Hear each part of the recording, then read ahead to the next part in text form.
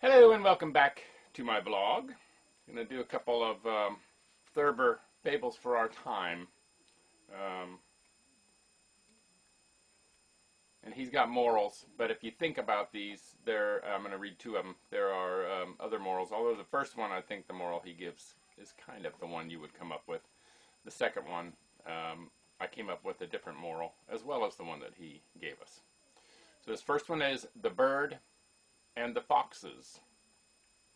Once upon a time, there was a bird sanctuary in which hundreds of Baltimore orioles lived together happily. The refuge consisted of a forest entirely surrounded by a high wire fence. When it was put up, a pack of foxes who lived nearby protested that it was an arbitrary and unnatural boundary. However, they did nothing about it at the time because they were interested in civilizing the geese and ducks on the neighboring farms. When all the geese and ducks had been civilized, and there was nothing else left to eat, the foxes once more turned their attention to the bird sanctuary. Their leader announced that there had once been foxes in the sanctuary, but that they had been driven out. He proclaimed that Baltimore orioles belonged in Baltimore. He said furthermore that the orioles in the sanctuary were a continuous menace to the peace of the world. The other animals cautioned the foxes not to disturb the birds in their sanctuary. So the foxes attacked the sanctuary one night and tore down the fence that surrounded it. The orioles rushed out and were instantly killed and eaten by the foxes. The next day, the leader of the foxes, a fox from whom God was receiving daily guidance, got upon the rostrum and addressed the other foxes. His message was simple and sublime. "You see before you," he said, "another Lincoln. We have liberated all those birds."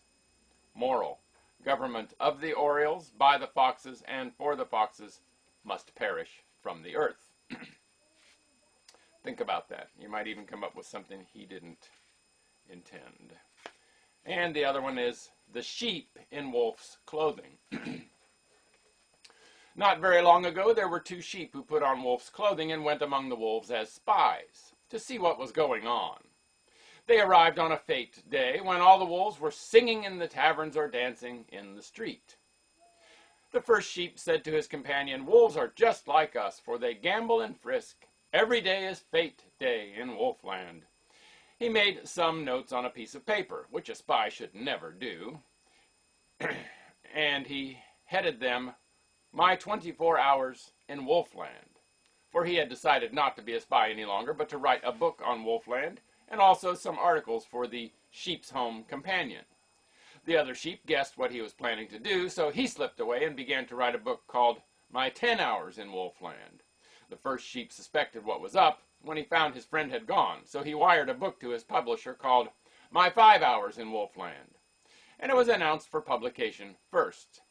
The other sheep immediately sold his manuscript to a newspaper syndicate for serialization.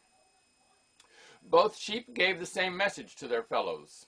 Wolves were just like sheep, for they gambled and frisked, and every day was fete day in Wolfland. The citizens of Sheepland were convinced by all this, so they drew in their sentinels and they let down their barriers. When the wolves descended on them one night, howling and slavering, the sheep were as easy to kill as flies on a window pane. Moral: don't get it right, just get it written. That one I definitely come up with another moral for. How about you? So that was a little fun and morals for today. More tomorrow. Make it a great day, and bye for now.